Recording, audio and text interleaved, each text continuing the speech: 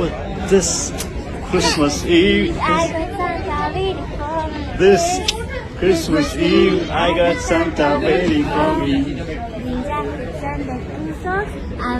জিত হতে গেলে বারবার তৈরি করতে হবে বাংলা ইন্ডাস্ট্রিতে নতুন নতুন সুপারস্টার এবং নতুন নতুন star. Hi friends, welcome to my YouTube channel. আশা করি সবাই ভালো আছো, শেষ পর্যন্ত ভিডিওটি দেখবে। তো সুপারস্টার জিত হতে গেলে বারবার তৈরি করতে হবে এবং সুপারস্টার জিতের মতো প্রমাণ করতে হবে, এবং তিনি সাথে মুভি দিয়ে যেটা পারফরমেন্স করে পুরো বাংলা ইন্ডাস্ট্রিতে দেখিয়ে দিয়েছিলেন সেরকম বাংলার সুপারস্টার হতে হবে এবং বাংলা ইন্ডাস্ট্রি টিকে থাকতে হবে। তো সুপারস্টার জিদ্দাকে আমরা সকলে চিনি, তিনি একজন অন্যতম সুপারস্টার এবং তার মুভি দেখার জন্য এবং তার জন্মদিনের শুভেচ্ছা জানানোর জন্য ভক্তরা অনেক অপেক্ষায় থাকেন এবং আমরে হয়ে থাকেন যে সুপারস্টার জিদ্দাকে এক ঝলক সামনে থেকে দেখার জন্য এবং সামনে থেকে বসকে দেখার সুযোগ করার জন্য। তো এটা কিন্তু অনেক অপেক্ষায় থাকেন এবং এক্সাইটেড হয়ে থাকেন। তো সুপারস্টার জিত হতে গেলে বারবার তৈরি করতে হবে। যে সময় আমরা কিন্তু সুপারস্টার জিদ্দার কাছ থেকে কিন্তু বারবার কিন্তু নতুন নতুন মুভি প্রতি বছরে 2 থেকে 3টা চাইছি, কিন্তু সেখানে সুপারস্টার জিদ্দা কিন্তু পুরো বছরে কিন্তু একটা মুভি উপহার দেয়। হঠাৎ এক বছর কিন্তু 1 থেকে 2টার বেশি মুভি উপহার দেয় না, এবং কয়েক বছর হলেও এক বছরে কয়েক সময় 3 থেকে 4টার মতো মুভি উপহার হিসেবে দিয়ে থাকেন। তবে সুপারস্টার জিদ্দা যে বাংলা ইন্ডাস্ট্রিতে টিকে আছেন এর থেকে বেশি মনে হয় না আর কেউ জানে, কারণ সুপারস্টার জিদ্দা কিন্তু প্রতি বছরে চাইলে কিন্তু 4 থেকে 5টা মুভি নিয়ে আসতে পারেন এবং তিনি চাইলেই সম্ভব হয়। আজ কিন্তু সেটা হচ্ছে না। কেন হচ্ছে না? তিনি কিন্তু সুযোগ করে দিচ্ছেন বাকি সুপারস্টারদের এবং সুযোগ করে দিচ্ছেন। তো এটাই হচ্ছে আমাদের বস, এটাই হচ্ছে আমাদের টলিউড ইন্ডাস্ট্রির অন্যতম সুপারস্টার।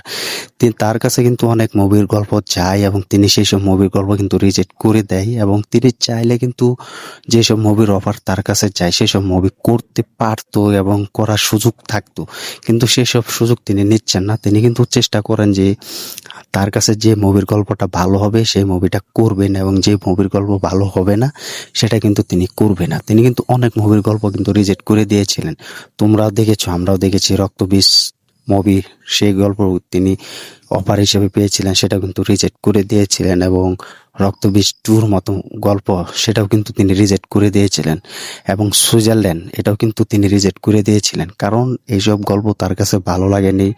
এইসব মুভির গল্প তিনি শুনেও তার কাছে কোনো ভালো এবং ভালো আশা পায়নি। তো এটার জন্য কিন্তু তিনি রিজেক্ট করে দিয়েছিলেন।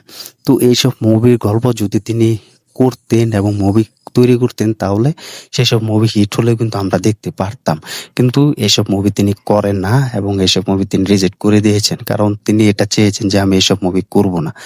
এটার জন্যই তো আমি টলিউড ইন্ডাস্ট্রির অন্যতম সুপারস্টার বলি সুপারস্টার জিদ্দাকে, এবং টলিউডের বস আমি বলি সুপারস্টার জিতকে, কারণ এইসব মুভি তিনি করে না। করলে কারো যায় আসতো না এবং মুভি ফ্লপ হতো বা ভালো বিজনেস করতে পারতো, কিন্তু সেটা তিনি করেনি, কারণ তিনি চেয়েছেন বাকি যে সুপারস্টার গুলো আছে সেই সুপারস্টার গুলো যেন মুভি করুক এবং চান্স পাক, এবং তাদেরও যেন একটা ভালো একটা পারফরমেন্স হিসেবে পাক, এবং তারাও বাংলা ইন্ডাস্ট্রিতে তাদের নাম লেখাক। এটা কিন্তু সুপারস্টার জিদ্দা চেয়েছে এবং চাইছে, এটা চেয়েছিল বলে সম্ভব হয়েছে। তো এর জন্য কিন্তু সুপারস্টার জিদ্দা কিন্তু আজ বাংলা ইন্ডাস্ট্রির অন্যতম সুপারস্টার হয়েছে।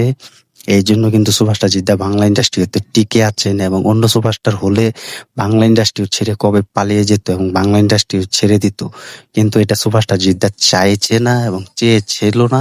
তো এটার জন্য কিন্তু সুপারস্টার জিদ্দা আজ বাংলা ইন্ডাস্ট্রিতে টিকে আছে। আজ বাংলা ইন্ডাস্ট্রি এবং টলিউড ইন্ডাস্ট্রি তাকে সম্মান না দিলে কি হবে? ভারত এবং ভারতের সুপারস্টাররা এবং অন্য অভিনেত্রীরা এবং দর্শকরা কিন্তু তাকে সুপারস্টার হিসেবে পরিচিত, সম্মান দিচ্ছেন। তো এটার জন্য কিন্তু সুপারস্টার হওয়া এত সহজ নয়, সুপারস্টার হয়ে গেলেও টিকে থাকা এত সহজ না, যা আমাদের সুপারস্টার জিদ্দার কাছে আমরা পেয়েছি। এবং সুপারস্টার জিদ্দা বাংলা ইন্ডাস্ট্রির জন্য লড়েছেন এবং আছেন, টিকে আছেন, থাকবেন, এটা আমরা চাই ভবিষ্যতে থাকবেন। আজ বাংলা ইন্ডাস্ট্রিতে অন্য কোনো সুপারস্টার যদি গালি দেয় বা গালিগালাজ করে তাহলে সেটার রুখে দাঁড়াবেন সুপারস্টার জিদ্দা, যা অন্যায়ের বিরুদ্ধে রুখে দাঁড়ান। এটা কিন্তু সুপারস্টার জিদ্দা। তো কিছুদিন আগে কিন্তু সুপারস্টার জিদ্দা কিন্তু একটি পোস্ট করেছিলেন যেখানে সুপারস্টার দেবদাকে অনেক বাজে কথা বলেছিলেন, বাংলা মুভিকে বাজে কথা বলেছিলেন, বাংলা ইন্ডাস্ট্রিকে বাজে কথা বলেছিলেন। সেটার উত্তর কিন্তু সুপারস্টার জিদ্দা দিয়ে দিয়েছে। তোমাদের মাঝেও কিন্তু আমি সে ভিডিও নিয়ে এসেছিলাম এবং শেয়ারও করেছিলাম। তো এই হচ্ছে আমাদের টলিউড বস সুপারস্টার জিৎ আজ বাংলা ইন্ডাস্ট্রিতে নতুন সুপারস্টার হিসেবে আমাদের পরিচয় পেয়েছে এবং আমরা পরিচিত হয়ে ভালো লেগেছে। এর জন্য সুপারস্টার জিৎ হতে গেলে বারবার তৈরি করতে হবে। তো আমিও চাই যেন সুপারস্টার জিদ্দা আমাদের মাঝে এভাবে থাকুক, বাংলা ইন্ডাস্ট্রি ওকে ভালোবাসুক, বছরে 1-2টা মুভি নিয়ে আসুক, এটা আমরা সবসময় চাই। তার কাছে যে গল্পটা ভালো হবে সেটা যেন তিনি নিয়ে আসেন, যে গল্পটা ভালো হবে না সেটা যেন তিনি না করেন, এটা আমরা সবসময় চাই। তো তোমরা কমেন্ট করে জানিয়ে দাও যে সুপারস্টার জিদ্দা এত বছর বাংলা ইন্ডাস্ট্রিতে টিকে আছে, এটার জন্য কি বলবে, এবং অন্য সুপারস্টার হলে চলে যেত কিনা কমেন্ট করে জানিয়ে দাও। ভিডিওটি ভালো লাগলে শেয়ার করে দিও, চ্যানেল নতুন হয়ে থাকলে চ্যানেলটি সাবস্ক্রাইব করে দিও। দেখা হবে নতুন ভিডিও নিয়ে, নতুন আপডেট নিয়ে। ধন্যবাদ সবাইকে এতক্ষণ সাথে থাকার জন্য।